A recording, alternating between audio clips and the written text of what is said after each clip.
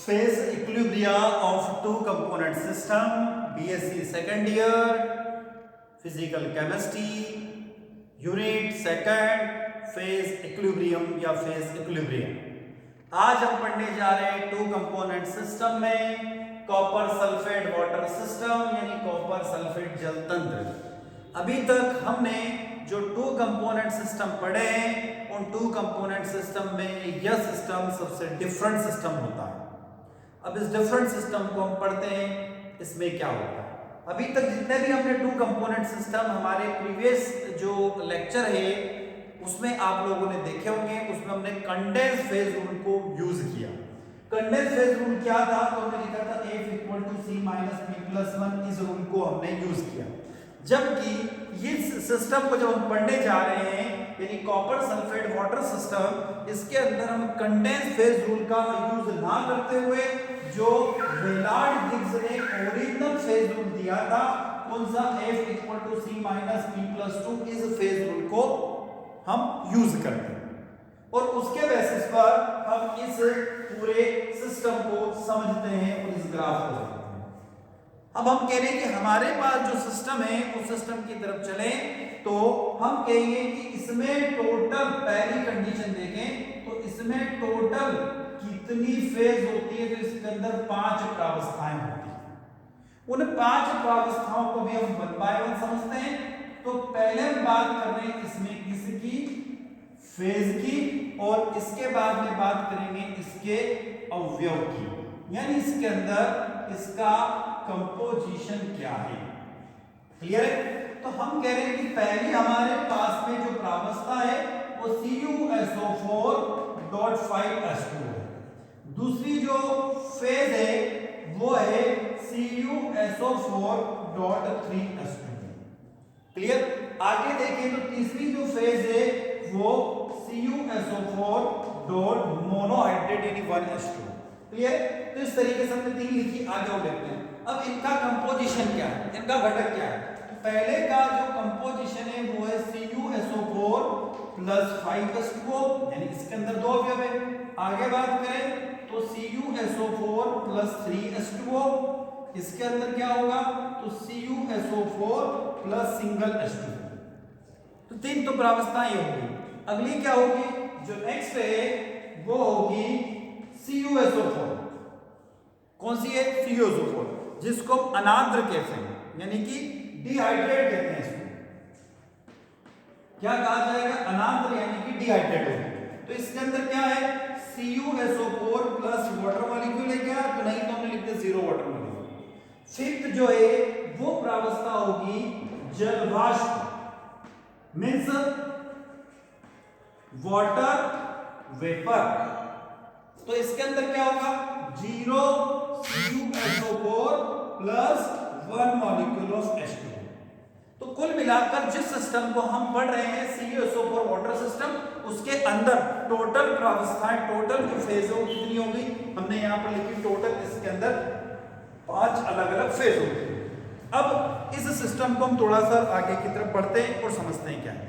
हम ये कह रहे हैं कि इसमें जो एक्वस कॉपर सल्फेट जो होता है, एक्वस कॉपर सल्फेट का मतलब क्या हो गया CuSO4.5H2, इसको बोलते हैं एक्वस कॉपर सल्फेट। इसका जब डिहाइड्रेशन किया जाता है, इसका जब निर्जलीकरण किया जाता है, इसमें जब वाटर मॉलिक्यूल को निकाला जाता है तो अलग अलग टेम्परेचर पर उसकी स्टडी की जाती है। यानी हम ये नहीं कह सकते कि पांचों के पांचों वाटर मॉलिक्यूल एक साथ बाहर निकल गए, ऐसा नहीं होता है।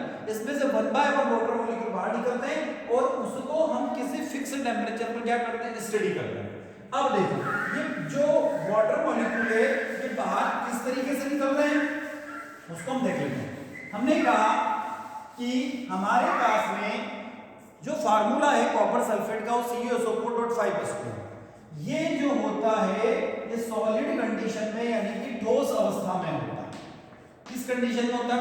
सॉलिड कंडीशन यानी कि ठोस अवस्था में होता है। जब हम इसका डिसोसिएशन करें, इसको तोड़ दें तो क्या मिलेगा, देखो CuSO4 प्लस 3H2, सॉरी क्या मिला हमें CuSO4.3H2 प्लस 2 वाटर मॉलिक्यूल वहां से बाहर निकल जाते हैं। तो ये तो वापस कौन सी स्टेट में आ गया, सॉलिड, और ये कौन से स्टेट में आ गया, वेपर में। जब हमारे पास CuSO4.3H2 है, जब हम इसको डिसोशिएट करेंगे, इसको ब्रेक करेंगे, इसका से वाटर मॉलिक्यूल बाहर निकालेंगे, तो ये कन्वर्ट होगा CuSO4.H2O में, प्लस क्या हो जाएगा, इसमें से 2 वाटर मॉलिक्यूल बाहर चले जाएंगे वेपर कंडीशन में। तीसरी कंडीशन देखें तो CuSO4.H2O है, तो ये डिसोशिएट होगा, तो ये कन्वर्ट होगा CuSO4+H2O में, यानी कि डिहाइड्रेट फॉर्म में कन्वर्ट हो जाता है। तो जब हम कॉपर सल्फेट का डिहाइड्रेशन करते हैं, यानी कि निर्जलीकरण करते हैं, तो निर्जलीकरण करने के में जो पांचों के पांचों वाटर मॉलिक्यूल वो एक साथ नहीं निकलते, मतलब कि वो धीरे धीरे इसमें से बाहर निकलते रहते हैं। अब जो ग्राफ आपको मेरे लेफ्ट हैंड साइड में दिख रहा है, एक ग्राफ बना रखा है बोर्ड में, ठीक है। अब ये ग्राफ जो बना हुआ है, इसमें आप लोग देखेंगे तो ये वेपर प्रेशर और कंपोजिशन के बीच में ग्राफ बना हुआ है। किसके बीच में बना हुआ? वेपर प्रेशर और कंपोजिशन के बीच में ग्राफ बना हुआ। मींस इसमें हम लोगों ने टेम्परेचर को यानी कि ताप को क्या कर दिया है? कांस्टेंट कर दिया है, मींस स्थिर कर दिया है। तो हमने यहां पर टेम्परेचर को कांस्टेंट कर दिया और पूरा जो सिस्टम है उसको हम 50 डिग्री सेंटीग्रेड पर स्टडी कर रहे हैं। इस पूरे सिस्टम को हम 50 डिग्री सेंटीग्रेड पर अध्ययन करने जा रहे हैं। 50 डिग्री सेंटीग्रेड पर हम स्टडी कर रहे हैं। तो हमने इसके अंदर क्या किया? एक तो प्रेशर गेज यानी कि दाब मापी और मैनोमीटर इसके अंदर हमने लगा दिया। अब हम क्या करें? हमने इसका टेम्परेचर क्या कर दिया? कांस्टेंट कर दिया। टेम्परेचर कांस्टेंट करने के लिए हमने इसको थर्मोस्टेट या ताप स्थायी में रख दिया। इस पूरे सिस्टम को कहाँ रख दिया? जैसे थर्मोस्टेट या ताप स्थायी में रख दिया, जिसके कारण इसका टेम्परेचर और आगे बढ़े नहीं, यानी कि इसका टेम्परेचर क्या हो जाए? कांस्टेंट हो जाए। अब हम शुरुआत करते हैं और इसको पढ़ना स्टार्ट करते हैं। जब हम पॉइंट ए पर है तो पॉइंट ए का प्रेशर है 47 mm। क्या प्रेशर दिखाई दे रहा है? 47 mm दिखाई दे रहा है। जब हम इसको पढ़ते हैं तो इसको हम देखते हैं क्या क्या इसके अंदर। सबसे पहले आपको दिखाई दे रहा है इसके अंदर वक्र AB, कर्व AB। अब हम कर्व AB की बात कर रहे हैं तो हम कह रहे हैं कि पॉइंट ए जो आपको दिखाई दे रहा है, क्या दिखाई दे रहा है? Point A. इस पॉइंट ए पर क्या है? शुद्ध रूप में, प्योर फॉर्म में, शुद्ध रूप में CuSO4.5H2O प्रेजेंट है। इस पॉइंट ए पर CuSO4.5H2O मॉलिक्यूल प्रेजेंट है और इसका प्रेशर 47 mm है। जब हम पॉइंट ए से पॉइंट बी की तरफ हम लोग जाते हैं तो ऐसी कंडीशन में CuSO4.5H2O पॉइंट ए से बी की तरफ जाने पर वह CuSO4.3H2O में धीरे धीरे कन्वर्ट होने लगता है। और जब वो धीरे धीरे कन्वर्ट होता है तो हम कह सकते हैं कि पेंटाहाइड्रेट फॉर्म ट्राइहाइड्रेट में कन्वर्ट हो गया। किसमें कन्वर्ट हो गया? पेंटाहाइड्रेट फॉर्म किसमें कन्वर्ट हो गया?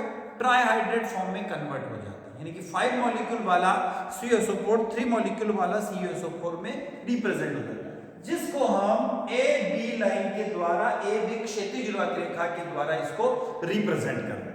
किसके द्वारा रिप्रेजेंट कर रहे हैं? इसको हम ए बी लाइन के द्वारा इसको हम रिप्रेजेंट कर रहे हैं। अब जब हम इसको ए बी लाइन के द्वारा रिप्रेजेंट कर रहे हैं तो हम क्या कह सकते हैं कि इस पर यदि हम लोग देखें तो कितनी प्रावस्थाएं, तो इस जगह पर, कहां पर? कर्व AB पर हमें टोटल 3 फेज दिखाई दे रहे हैं। कितनी प्रावस्थाएं? वक्र AB पर 3 फेज। कैसे? देखो, पहली तो पॉइंट ए से जब हम चले तो एक तो वहां पर ये फेज थी। जब इसका डिसोसिएशन हुआ तो ये कन्वर्ट हुआ CuSO4.3H2O में, प्लस 2 वाटर मॉलिक्यूल वहां से निकले, तो 2 वाटर मॉलिक्यूल किस फॉर्म में निकले? Vapour form. तो हमें 3 फेज CuSO4.5H2O, CuSO4.3H2O और तीसरी जो फेज होगी वो वेपर फेज होगी, वाटर वेपर।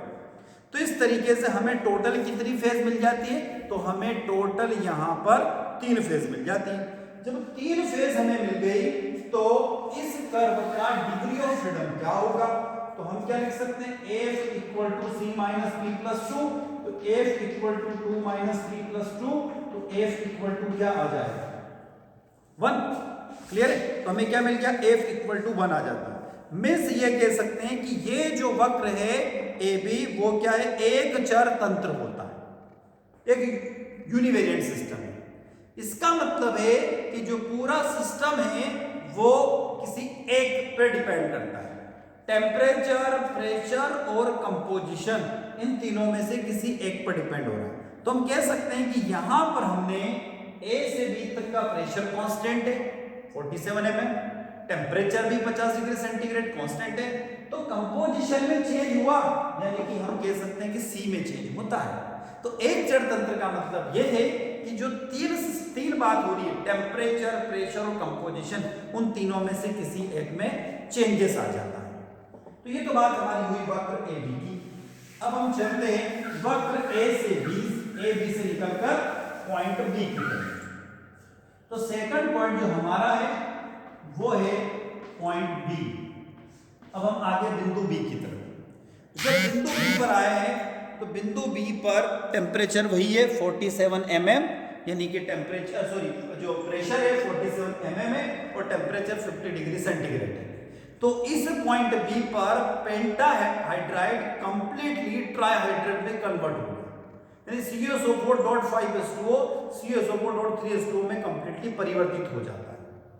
जब वो कंप्लीटली चेंज हो गया तो हमें सिर्फ पॉइंट B पर कितनी फेज दिखाई दे रही है, तो 2 फेज दिखाई दे रही है। कौन सी है?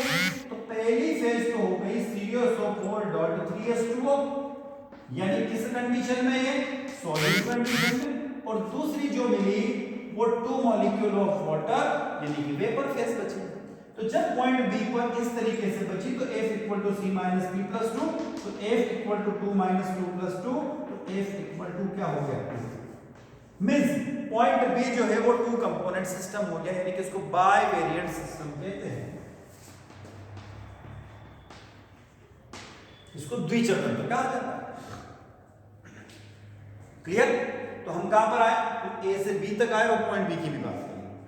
अब हम चल रहे हैं थर्ड कंडीशन की तरफ। अब B से कहां जाएंगे, पहचाने हम लोग, ग्राफ जो दिया हुआ है बिल्कुल सही, B से कहां जा रहे हैं हम, C की तरफ।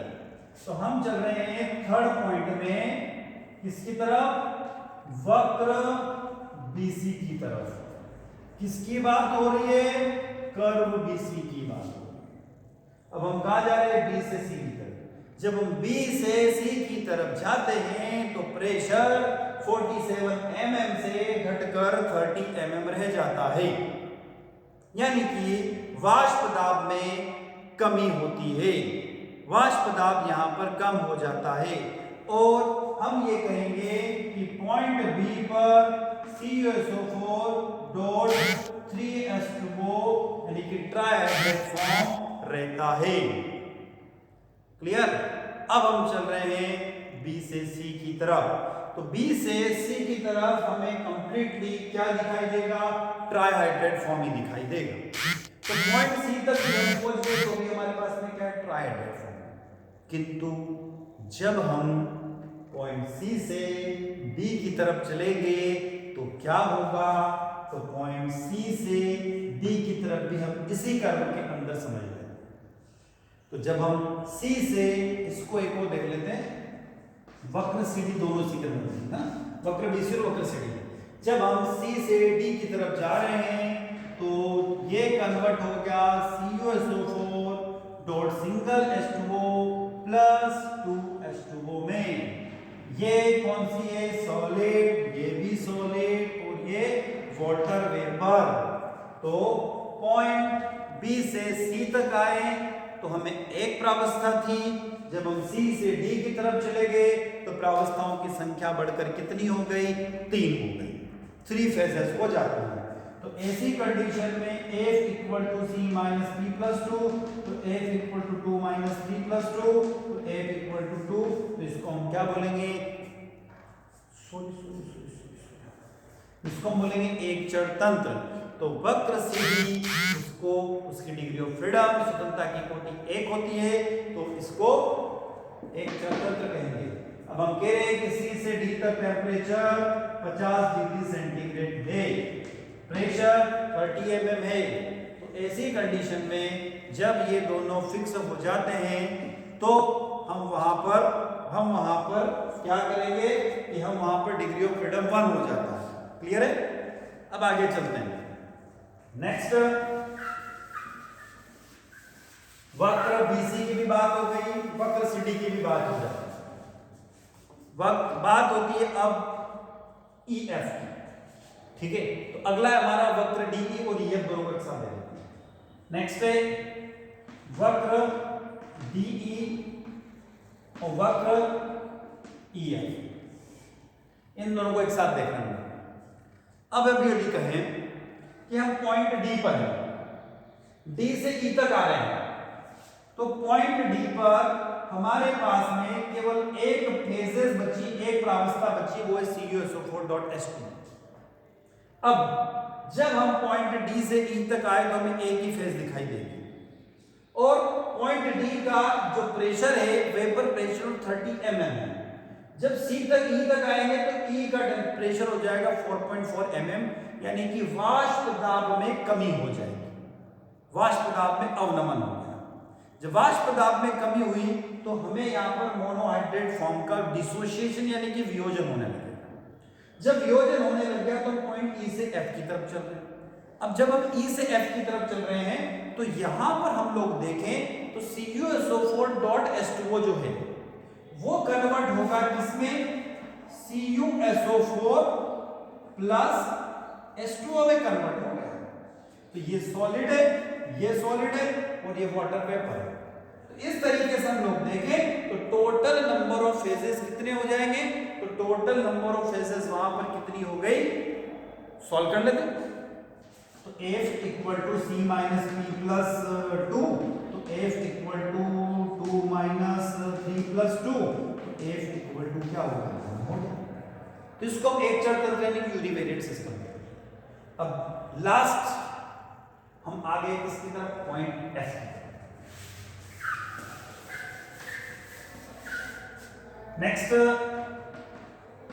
पॉइंट F, जब पॉइंट F की बात की जा रही है तो इस बिंदु पर, इस पर F पर जिसका pressure 4.4 mm, temperature 50 degree centigrade है, यहां पर कंप्लीटली कॉपर सल्फेट डिहाइड्रेट हो जाता है, जिसमें वाटर मॉलिक्यूल बिल्कुल नहीं रहता है, यानी कॉपर सल्फेट अनाथ रूप में आ जाता है और उसका दाब, उसका प्रेशर अचानक से 0 यानी F से G तक चला जाता है और इस बिंदु को हम G द्वारा रिप्रेजेंट कर रहे हैं।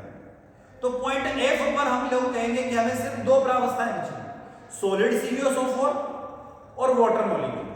क्या बची, सॉलिड CuSO4 प्लस क्या बचा, वाटर मॉलिक्यूल। तो इसको हम लोग लिखें तो क्या होगा, देखो डिग्री ऑफ फ्रीडम 2, तो यह एक द्विचर तंत्र होगा। अतः हम ये कह सकते हैं कि पॉइंट G के बाद में क्या होगा, लगातार लगातार इसका जो प्रेशर होगा वो शून्य की तरफ चला जाएगा, 0 हो जाएगा और टेम्परेचर तो हमने कहा शुरू से ही कांस्टेंट है। तो ये तो था हमारा क्या, कॉपर सल्फेट वाटर सिस्टम। ये लेक्चर आपको कैसा लगा, कमेंट बॉक्स में कमेंट अवश्य करें। Thank you students.